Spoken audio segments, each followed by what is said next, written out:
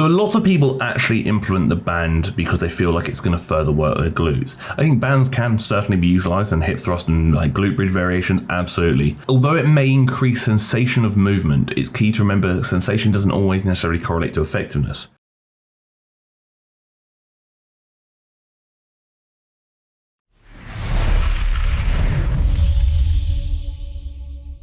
Shockingly, something I didn't think would ever happen has actually happened, and it's fantastic for content because Caroline has come back to YouTube. If you're watching the video, you probably know who Caroline is, and you'll also be aware that about like a year ago or so, she basically came off YouTube because she shifted a lot of her emphasis over to her app, which is her workout app that you obviously pay to use and follow her workouts and whatnot, which is something a lot of creators have done. So seeing her come back to YouTube is a bit of a surprise, but I can already theorize why that kind of might have happened, as she did mention throughout the start of this video, which I'm not going to show, that she hadn't marketed the app as well as she probably should have, and I feel like she's probably creating this video as more of a marketing means to potentially draw more people over to the app. Makes sense. So instead, we're going to talk about some of her lifting, the 1 hour bodyweight full body workout, calisthenic clusters. What is calisthenics? According to the Google definition, gymnastic exercises to achieve bodily fitness and grace of movement. In reality, a lot of people will actually more interpret that as just basically bodyweight movements and you're learning how to utilize your body and your body weight for resistance purposes to do many cool things with it. And one thing which I haven't really noticed massively before, but maybe I've missed it, is Caroline gives some pretty interesting details here. She normally obviously gives tips and tricks, but this is quite an interesting one because she speaks about things like length and position with a slight pause and remaining upright as possible. I like that because these things I typically speak about is working muscles in different positions. For a lot of people, it's probably not that deep, but there are also things to consider. When looking at like effective programming, you want to typically try your best to avoid working muscles in like the same position multiple times throughout that workout with the same like resistance curve. For example, if I did a walking lunge, a split squat, and a static lunge, they all kind of do the same thing. Therefore, something called exercise redundancy might become present, which is basically doing more of the same thing. Why do 3 of the same movement or similar movements, for example, when you could do different variations of such? You'll notice that Caroline's taking a really wide stance here. You probably don't need to do that. That's very much going to be dependent on your mobility and flexibility allowances. Caroline's obviously able to do so. You might not be, and that's absolutely fine. When looking at what you're trying to target here, you've got to kind of look at your knee angle primarily. If your shin is primarily vertical, then you're probably going to be targeting a bit more of the glutes because you're not so much maximizing knee flexion, how far the knee is traveling, how much the knee is bending, but maybe actually lengthening the glutes a bit more. If you bring your foot a bit closer, you're going to encourage the knee to travel further, which means the quads are going to be a bit more involved, so it might be a bit more quad dominant versus glute dominant. Here we're utilizing press up variations and different press up variations to then form that cluster. For a lot of people, press ups are a very hard movement, so things like this where she's obviously going through an additional range of motion on the feet, so making the press up particularly difficult, might not be so realistic for a lot of people, in which case you can alter it slightly. Just because Caroline's using these handles to potentially increase her range of motion doesn't mean that you should, and if you can't, you can obviously remove them to limit range of motion, thus making the movement a tiny bit easier. You can also consider going down to the knees just to reduce the difficulty of the movement, and then over time, like with anything when you're looking at building muscle, you want to try and do a bit more, so more reps or more weight, so more resistance here, and that might be shifting from going from the knees to maybe doing 1 or 2 reps of the feet before then go back to the knees and progressively overloading like that. So you'll see she's now elevating her heels on a squat, and many of you are thinking, why would you do that? So basically why is because that encourages further knee travel. So a lot of people might have trouble hitting depth, and when they can't hit depth, that reduces how much the knees are traveling, thus reducing how much the quads are lengthening and therefore working. What we can do to help compensate for that is elevate the heels slightly, which can mask some potential ankle mobility hindrances you may have, which doesn't mean you shouldn't address them. I'm just saying it could allow you to maybe mask them temporarily to work through them, but also allows you to encourage knee flexion because you can probably go a lot deeper. If you were standing on a flat foot right now and I say do a squat, you'd squat as low as you can go. Once you get to the bottom of that squat position, go onto your tiptoes and see firstly how much deeper you can suddenly go, but also how much more upright you can remain. This kind of does a similar thing. So when the knees travel further, and no knees traveling over your toes is not a bad thing, the quads are going to lengthen further and, like I said, work more. I feel like Caroline's depth is a bit limited here. Go as low as you can. Honestly, milk that knee flexion, push those knees as far as you can. It might be the angle, so don't come for me for that. It could just be the camera angle. Movements like this, they're kind of like a tricep dip variation. Fair movement, especially if you're limited at home without much equipment. This is obviously quite a nice one to work the triceps.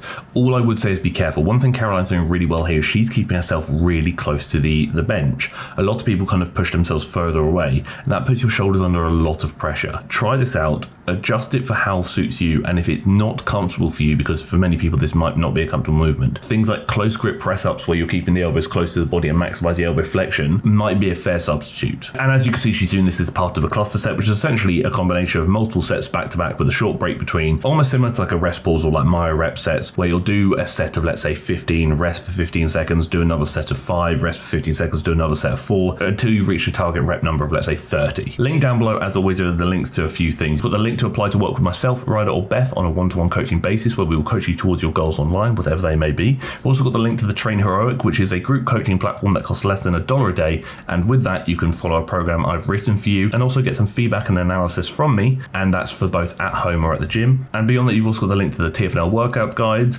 which include things like the growth guide, which is a 80-page workout ebook that not only tells you what to do, but exactly why you should do it to hopefully help you forward in your fitness journey. They're always linked down below in the description. So a lot of people actually implement the band because they feel like it's going to further work their glutes. I think bands can certainly be utilized in hip thrust and like glute bridge variations, absolutely. Although it may increase sensation of movement, it's key to remember that sensation doesn't always necessarily correlate to effectiveness. Sure, you're getting some external rotation there, which obviously will involve contraction of the glutes, but the actual range of motion in which you're kind of going from stretch position up to that shortened position is going to remain the same. You see Caroline's toes are kind of coming off the ground a bit. We probably don't need to go that low. She obviously acknowledges that she's going lower intentionally. But what I'm saying for most people is we probably don't need to go that low, especially when considering this is a shortened position dominant movement, which means the majority of tension is going to be in that lockout phase when she's at the top. And that's kind of where we want to emphasize as much as possible. See, this is actually fairly nice because I've mentioned this so many times before, is that one of the things I really see commonly neglected when doing home workouts, especially without resistance, is essentially largely going to be posterior chain work, obviously external to the glutes and whatnot. But things like the hamstrings is a prime example of that, is the hamstrings are very hard to work at home without resistance. And it's nice to see that Caroline's incorporating a hamstring variation that many people probably don't consider, but if you have access to a ball, it's definitely better than nothing. It is quite hard to overload in the sense that you can't really add resistance to this. Sure, you can do more reps, but obviously that will only take you so far. That being said, it's nice to see that she has actually implemented a hamstring movement. I respect that, because a lot of other creators, like I said, typically neglect hamstring work due to the difficulty of implementing hamstring work into bodyweight programs. And a further thing to know that kind of goes off the back of that point is not a lot of back work. Very limited back work, we'll say, if any. And again, I can understand why, because obviously the back end is notoriously hard to work without resistance. Without the necessary equipment, you can't actually do any real bodyweight back movements unless you've got like a pull-up bar or a TRX or something to kind of do like an inverted row on perhaps. So I do understand it. I always make like a point of noting that so people don't forget that they do need to train their back if they can, and that will be done very well through any rowing variation, any vertical pulling variation, anything of that nature if you have access to do so. So a pull-up bar, a band maybe, or maybe even some dumbbells. I've never not been a fan of Caroline's stuff. Again, I don't necessarily agree with all of what she does, which is absolutely fine, as I wouldn't expect me to, and I don't think anyone should agree with all of what I do. But I do like a lot of how she approaches her workouts, and the thing I actually really appreciate, especially in this recent video, is how informative she is being throughout the workout regarding how you can better optimize movements, also explaining what you're doing. It's very nice for a creator to show you what to do, but I think it's particularly nice when that creator actually tells you why you're doing it and why you should do it, because again, it better actually helps you understand and also educates you. And I think that's pretty important when it comes to longevity in the industry, is the more and more you follow programs, the more and more you should learn to then apply that to yourself, but to also hopefully kind of sift out what you know is effective and what you know is ineffective due to what you've learned over the years. So I respect that, and it's good to see her back, but I don't expect her to make much of an appearance, and I don't expect her to be around for a very long time, because realistically her focus is the app, and I think this video is more of a marketing to get more people to the app, as she probably should, because business is business. The next video, Thursday, it's going to be a spicy one. It's going to be a bit of a saucy one, so pepper yourself for that one. We're going to drop some heat, we're going to call some things out, and we're going to cause a ruckus. So prepare for the next video. It's going to be good. But until then, thank you for tolerating me. Thank you for tolerating the fact that the Hello Kitty top has indeed returned, and thank you for tolerating the video.